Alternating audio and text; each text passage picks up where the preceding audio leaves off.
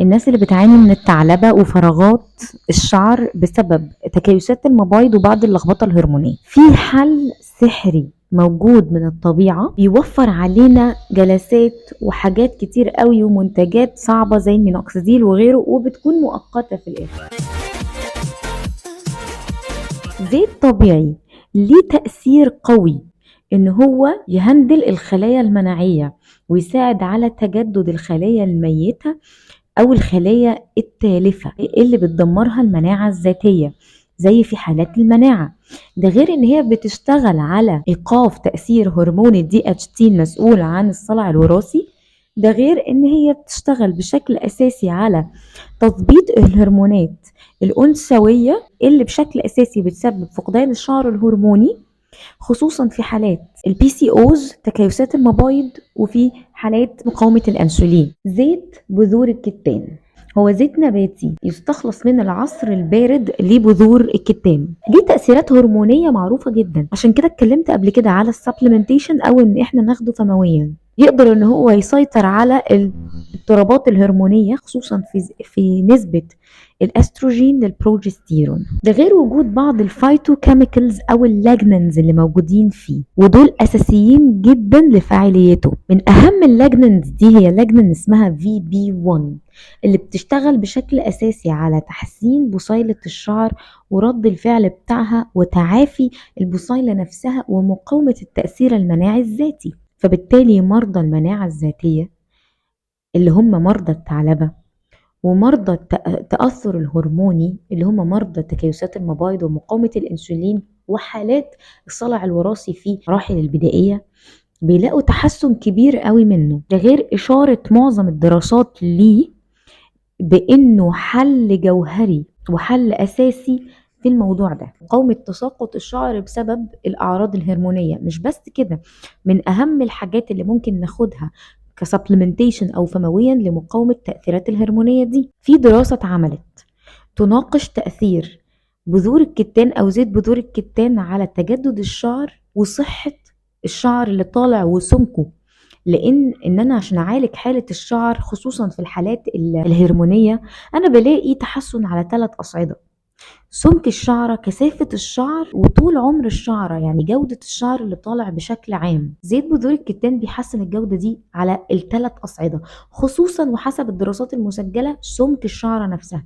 الناس اللي بتشتكي ان سمك الشعره رفيع وصغير وضعيف والشعره بتقع وهي بيبي هير، دراسة بتشير ان اللاجنين المادة الكيميائية اللي موجودة في زيت بذور الكتان في بي 1 طبعا بمنتهى الاختصار والبساطة بتزيد من تطور وتعافي خلايا بصيلات الشعر البشرية وتعزز انتشارها. وطبعا بيظهر ان الفي بيتا 1 بيأثر على تعزيز نمو الشعر، مما يشير إلى إمكانية علاج الثعلبة، خصوصا أن لها تأثير على مقاومة المناعة الذاتية ومقاومة الأكسدة بنسبة كبيرة جدا، فبيوقف تساقط الشعر. ده غير تأثيره الهرموني اللي بشكل مباشر بيأثر على نسبة البروجستيرون للأستروجين، وده غير تأثيره المباشر على الأندروجينات إن هو بيتحكم في الدي اتش تي الضار، فبالتالي بشكل مباشر بيأثر في الصلع وتساقط الشعر اللي بيجي بسبب مقاومة الأنسولين وطبعا البي سي او أو تكيس المبايض. من ناحية الدراسات اللي شغالة عليه فهي واضحة جدا وكافية جدا. طريقة الاستخدام بقى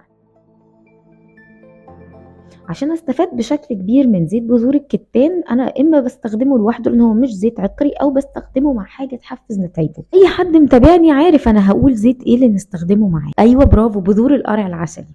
فاهميني وحافظيني. قدرة على ترطيب فروة الراس، صحة فروة الراس، تعزيز نمو الشعر، مقاومة الصلع الوراثي لان هو بيساعد على تثبيط الانزيم اللي بيصنع الدي اتش تي، فانا كده بتحكم في السبب نفسه.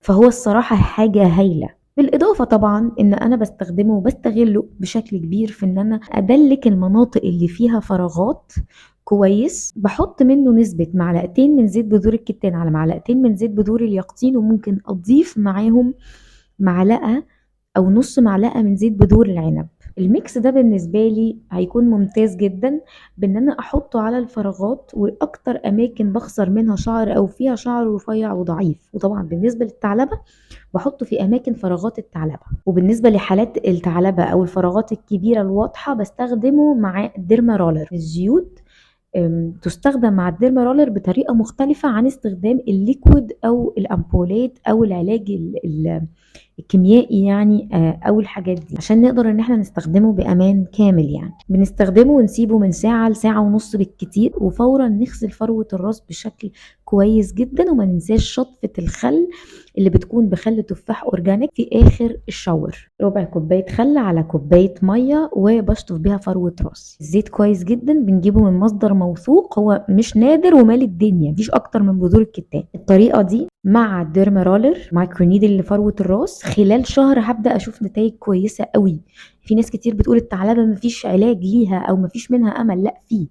هاخدها مع مكملات غذائية كويسة مضادة للأكسدة، هنلاقي نتيجة ممتازة خلال شهر 3 شهور بالكتير. لازم هنلاقي نتيجة ولو حتى مبدئية. ده تقريبا معظم الحاجات اللي أنا كنت حابة أقولها على الزيت ده، واستنوني فيديوهات تانية. أتمنى تكونوا استفدتوا. اعملوا لايك للفيديو عشان يوصل لناس أكتر، اعملوا فولو للسوشيال ميديا علشان تتابعوا كل المحتوى، تحضروا الأسك اللي احنا بنعمله والتواصل يبقى أفضل. سيبوا أسئلتكم في الكومنتس وأنا هرد عليكم خلال أول ساعة. ميرسي جدا ليكم وأشوفكم الفيديو الجاي.